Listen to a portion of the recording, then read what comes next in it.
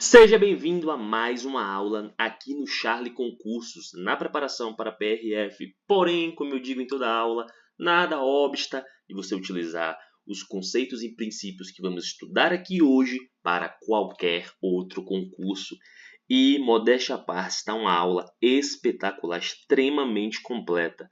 Princípios do direito penal. De um lado, como sempre, o fluxograma para desenvolvermos o assunto e do outro os flashcards. Nada obsta também de você fabricar os seus, tá? Esses flashcards foram fabricados por mim, tá? Não foi por inteligência artificial. É uma forma de eu estudar mais ativamente, ok? Se você ainda não é inscrito no canal, se inscreva, deixe suas dúvidas no comentário e vamos lá.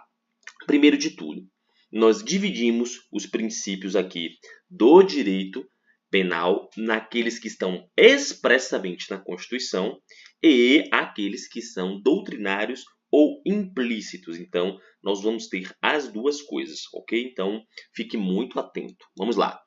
Princípios constitucionais. Então, vai ter aqui, olha só, 1, 2, 3, 4, 5, 6 princípios expressamente na Constituição. Vai ter aqui o local que você vai achá-los, ok? Presunção de inocência, também conhecido como o princípio da presunção da não culpabilidade, tá? Famosíssimo e importantíssimo princípio. A pessoa só é considerada culpada após a sentença transitada em julgado. Então, para a legislação, não importa se ele é réu confesso, não importa a conjuntura da situação. Para a lei, só vai ser condenado, culpado depois do trânsito em julgado da sentença. Tá? Então, é o que a nossa lei vai estar lá no artigo 5º. E isso aqui em algarismo romano, LVII, vai ser 57, é o inciso. Tranquilo? Então, você vai achar isso lá, ok? Outro princípio, pessoalidade ou responsabilidade pessoal, ou também intranscendência da pena. É um princípio também extremamente importante. A pena não deve passar da pessoa do condenado. E vou logo adiantando, aqui vai ter uma ressalva. Então não tem como o pai cometeu um crime, está vivo, mas vai passar da pessoa do pai e o filho vai cumprir também a pena. Isso não vai acontecer, ok? Então, o artigo 5º, XLV 45, o inciso, ok? E a ressalva que eu disse que teria. A obrigação de reparar o dano pode sim ser estendida aos sucessores. Por exemplo, no caso do pai morrer, a obrigação de reparar o dano não é a pena. Não existe pena no Brasil de reparar o dano. Vai ter restritiva de direito, vai ter multa, que não é a mesma coisa. Então, toma cuidado com isso, ok? Então, pode sim ser estendida aos sucessores. E aí tem uma ressalva em cima da ressalva. Até o limite do valor do patrimônio transferido. Então, se fala em sucessão, a pessoa que cometeu o crime, ela chegou a falecer. Foi de arrasto. Então, o sucessor ou os sucessores ficarão ali passíveis de reparar o dano. Tranquilo? Agora vamos lá. Legalidade penal. Não é a geral, é a penal que vai estar também lá no artigo 1º do Código Penal, ok? O famosíssimo não há crime sem lei anterior que defina e nem pena sem prévia cominação legal. Tranquilo? Então isso daí é famosíssimo, tá? Mas, além disso, vai ter a legalidade geral. Não tem problema. Mas a gente vai falar aqui só da penal. E a gente vai achar isso aqui aonde? Artigo 5º, olha só, x e x, que para nós vai ser o 39, o 10, 20, 30, e x é 9, 39, tranquilo? E aí nós temos desdobramentos do princípio dessa legalidade penal, que são 3 outros princípios importantíssimos. Primeiro, anterioridade, ou seja, lei penal deve ser anterior ao fato que se pretende punir. Reserva legal, importantíssimo. Somente lei formal pode criar crimes e prever penas, ou seja, lei ordinária complementar. Então, você já vai ver aqui que medida provisória não vai entrar nessa lista. Não vai entrar. Então, somente a lei formal. E a taxatividade. O tipo penal ele não pode ser vago. Então, tipos penais devem ser claros e não podem deixar dúvidas a seu respeito. Importantíssimo isso aqui, pessoal. Tranquilo? Então vamos lá, já vimos os 3 primeiros, agora vamos ver o princípio da dignidade humana, alguns chamam também de dignidade da pessoa humana. Muito bom, muito importante. Vamos lá. O que esse princípio diz na nossa Constituição? Não serão aplicadas penas cruéis, degradantes ou desumanas. Tá? Vai estar onde? Artigo 5º, XLV ou seja, 47. Tranquilo? Inciso. E aí nós temos duas vertentes. A vertente subjetiva, como que seria isso? É para assegurar o mínimo existencial. Aquilo que você deve ter de forma mínima que você se mantenha vivo. Pronto. Essa é a vertente da dignidade humana, a vertente subjetiva. Mas nós temos a vertente objetiva, que é a proibição de penas específicas. E aí quais são elas? Famosíssimas também. A primeira delas, de morte, salvo em caso de guerra declarada. Vai ter os termos lá do artigo. Então a lei deixa bem claro, só vai ter pena de morte em caso de guerra declarada. Aí vai, não, isso, então, no caso aqui a guerra declarada é uma exceção. Então, a regra é não ter pena de morte, não ter pena perpétua, não ter pena de trabalho forçado, não ter pena de banimento, tampouco não ter penas cruéis. Tranquilo? E a gente vai ver que tem as restritivas de liberdade, mas dentro da Constituição, essas aqui são as proibições. Tranquilo? Então, vamos lá. Bom, desse caso, nós temos agora a extratividade da lei penal. Importantíssimo aqui, ó. A lei penal não retroagirá, salvo para beneficiar o réu. A gente vai ver muito isso daqui. Vai estar onde? Artigo 5º, XL. Você já sabe, vem o 10 antes do 50, 40. E aí nós temos dois desdobramentos. Pensa comigo. A retroatividade, ou seja, voltar no tempo, benéfica.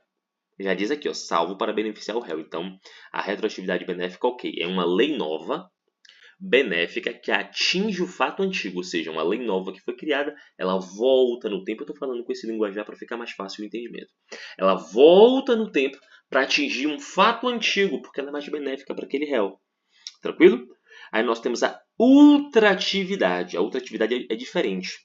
É uma lei que ela é antiga, ela é mais benéfica do que uma atual que foi criada, ou seja, ela foi revogada, mas ela atravessa a vigência dela para o futuro, para continuar valendo para aquele fato, mesmo já tendo sido revogada.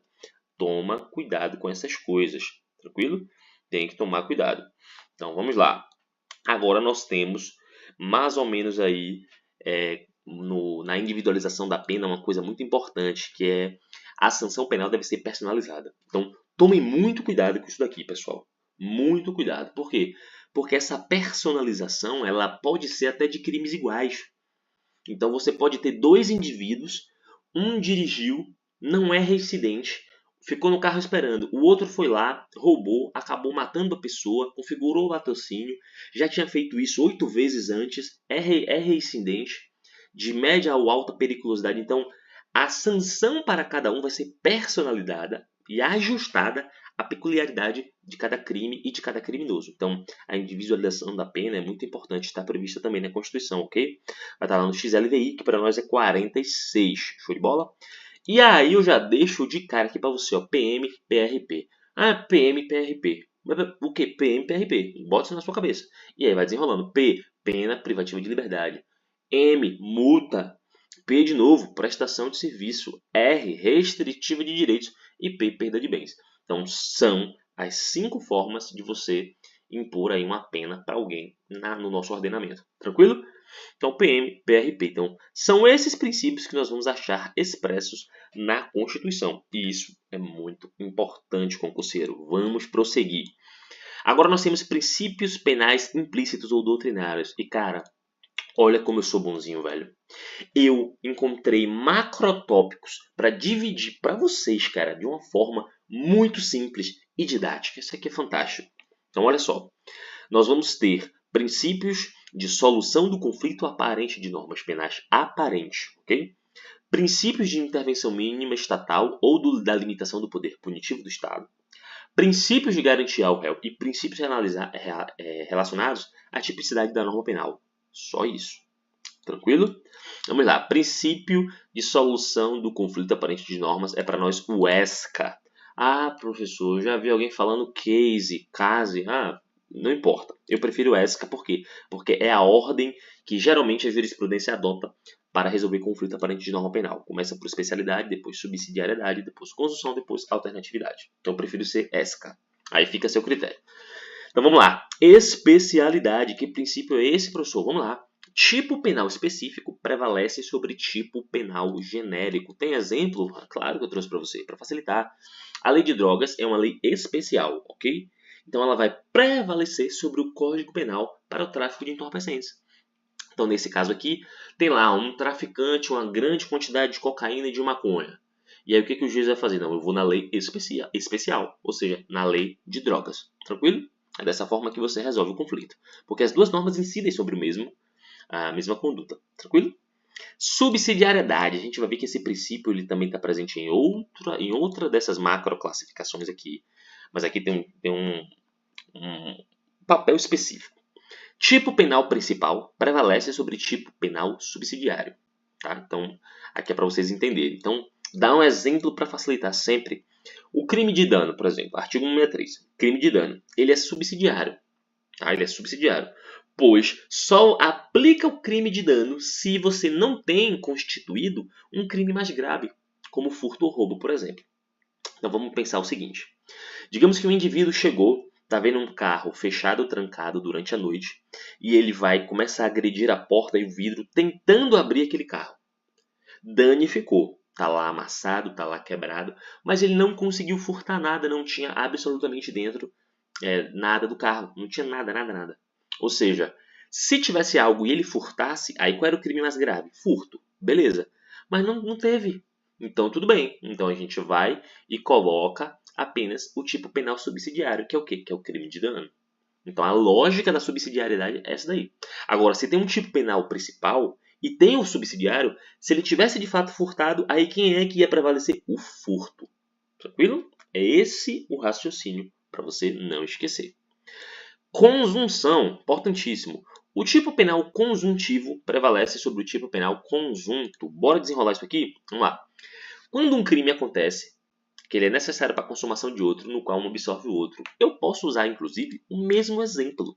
Mas eu não vou. Para diferenciar, eu vou usar o que aqui? Eu vou usar o crime de porte ilegal de arma de fogo. Então, pensa comigo.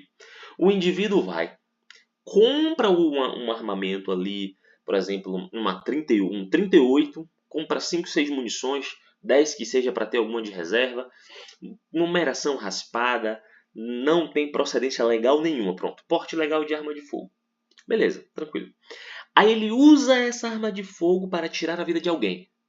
Beleza, tirou a vida de alguém. Então, qual é o tipo penal conjuntivo? É aquele que absorve, ou seja, o homicídio. Mas ele absorveu quem? O porte legal de arma de fogo. Tranquilo? Para evitar o quê? O bis in idem, ou seja, não ser punido duas vezes pela mesma coisa. Tranquilo? Então, conjunção, o princípio da conjunção é isso. Lembrando, são os princípios dentro daqueles 4 que são utilizados para resolver justamente isso. Conflitos aparentes de normas penais. Princípio da alternatividade. Dos quatro princípios que resolvem conflitos aparentes de norma penal, esse aqui é um pouco mais diferente do que os outros. Então vamos ver o que ele diz. Delitos com ações múltiplas no mesmo contexto resultará em responsabilização por um único crime. Professor, bora desenrolar com um exemplo sempre? Olha só, lei de drogas. Lá no artigo 33, ela vai dizer justamente vários verbos. Salvo engano, são 18 a 17 verbos. Importar, exportar, remeter, preparar, produzir, fabricar e inúmeros outros verbos dentro do contexto do tráfico de entorpecentes.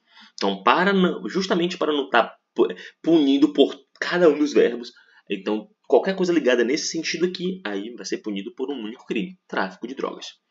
Então, ESCA, alguns chamam de case ou case, mas está aqui os 4 primeiros princípios. Lembrando que subsidiariedade vai estar presente aqui mais para frente. Eu vou mostrar para vocês. Vamos lá. Princípios de intervenção mínima do Estado ou limitação do poder punitivo do Estado. 4 princípios importantíssimos. Vamos lá, professor, bora. Intervenção mínima, tá? Alguns já conhecem logo de cara, ultima ratio. Como é que seria isso? O Estado só vai utilizar o direito penal em último caso. Quando não tiver jeito, direito penal. E aí temos desdobramentos importantíssimos, que são 2 outros princípios. Olha a subsidiariedade aqui, só foi falar. Primeiro, fragmentariedade. Por que é fragmentado? Porque só atinge bens jurídicos relevantes. Então imagine que a pessoa está cometendo um fato típico contra um bem jurídico que não tem relevância nenhuma, de nada. Imagine que ele está usando uma faca para cortar um papelão. E esse ato de cortar esse papelão não diz absolutamente nada, não configura nada, não é bem jurídico de nada, de ninguém, não tem relevância alguma. Estou dando um exemplo bem aleatório e bem grotesco. Então, por isso que é fragmentário, não vai se aplicar a qualquer coisa. Tranquilo? Subsidiariedade. E aqui, agora a gente já vai usar a subsidiariedade com outro viés. É a viés da aplicação do direito penal somente quando os demais ramos forem ineficientes. Então, quando já não deu para o direito civil, já não deu para nada, não conseguiu resolver, pronto, aí vem o penal. É dessa forma aqui. Então, você percebe que a subsidiariedade aqui entra como comparação de tipos penais para resolver um conflito aparente. Aqui não.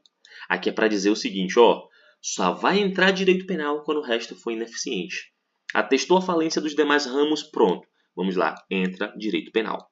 Então, cuidado com subsidiariedade. Ele tem essas duas vertentes. E aqui o princípio mais denso, não vou dizer complexo, mas mais denso de todos, princípio da bagatela ou da insignificância. Então vamos nos debruçar sobre ele logo sem delongas. O que esse princípio faz, professor? Descriminaliza condutas cuja lesão ao bem jurídico é irrelevante. Cuidado com isso aqui.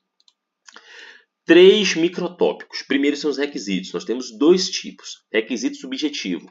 Deve ser levado em consideração o que o bem representa para a vítima. Então, suponha que é um simples broche, uma tiara, uma coisa que o valor monetário ele é muito ínfimo, uma coisa simples e pouca. Mas é um presente da avó que faleceu. É um presente que ganhou quando era pequeno e se tornou um amuleto da sorte. Então, há um valor para essa vítima que ele é além do monetário. Então, isso aqui deve ser levado em consideração. Ele é o requisito subjetivo. Aí, claro, vai dar análise do caso concreto. E o objetivo, guarda no coração. Mari, você tem uma amiga Mari? Se não tiver Mari, agora é sua amiga. O que é o Mari? Mínima ofensividade da conduta. A. Ausência de perigo da ação. R. Reduzido grau de reprovabilidade do comportamento. E o I. Inexpressividade da lesão. Tem que ter o Mari, são os requisitos objetivos. Tranquilo. Mínima ofensividade da conduta, ausência de perigo da ação, reduzido grau de reprovabilidade do comportamento e inexpressividade da lesão. Show! Então, já conhece os requisitos do princípio da significância. Beleza, tranquilo. Então, vamos lá. Subdivisões. Temos a bagatela própria e a imprópria. Como é isso? Cuidado, viu, guerreiro? Cuidado, viu? O fato já nasce irrelevante para o direito penal. Olha só, faltou o acento aqui. O fato já nasce irrelevante para o direito penal. Então, já nasceu irrelevante, pronto. Então, é uma causa supralegal de quê? De exclusão da tipicidade, ou seja, afasta a parte material, afasta o crime. Bagatela própria é isso. Vai afastar a tipicidade material. E a imprópria? Aí, o fato ele é até penalmente relevante, mas a pena que se torna desnecessária. Tranquilo? Ou seja, causa supralegal de exclusão de punibilidade. Vamos dar um exemplo bem grotesco? Suponha que o cara ele vai furtar e furta um brigadeiro. Não precisa nem ser 2, um brigadeiro.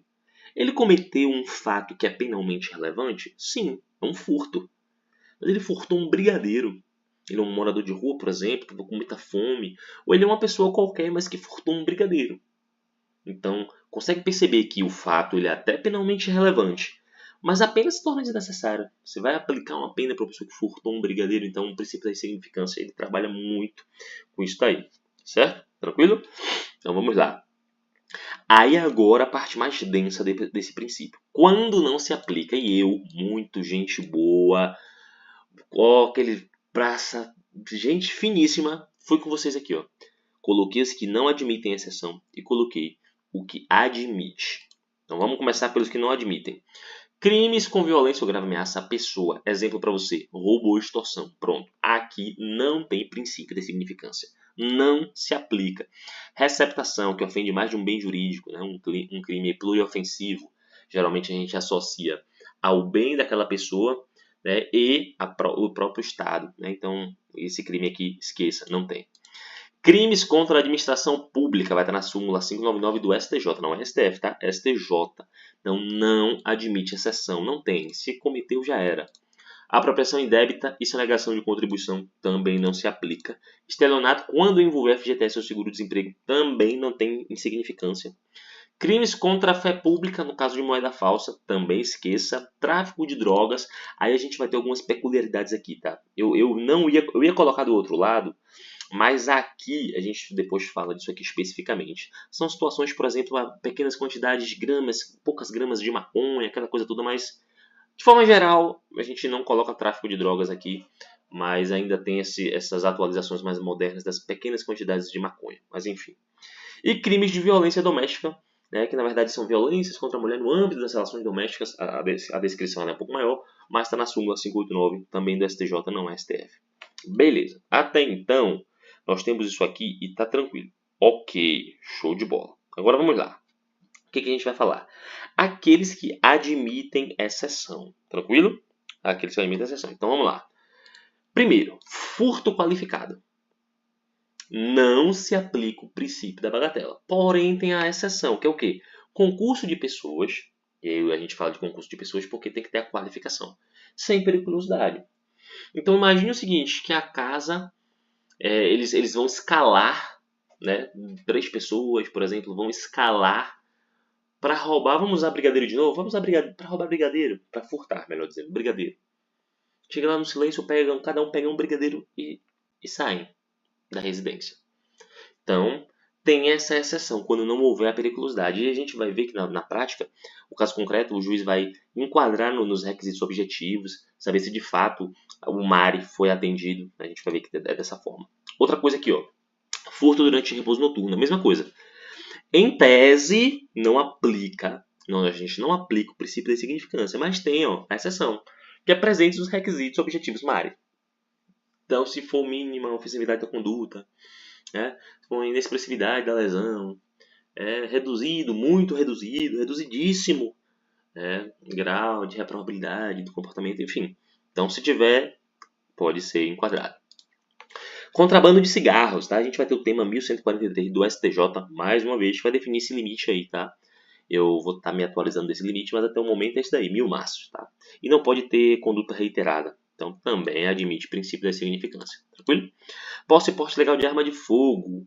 Em tese não se aplica, mas tem a exceção. Digamos que você tem uma correntinha, que nessa correntinha tem uma munição de 9mm. Mas está longe da arma, você nem a arma tem, você achou isso em algum lugar, alguém te deu, sei lá. Aplica também como exceção. Tranquilo? Então o princípio da insignificância, de fato, ele é mais denso do que os demais. Tem que tomar cuidado com isso aqui, meu concurseiro. Tomar cuidado.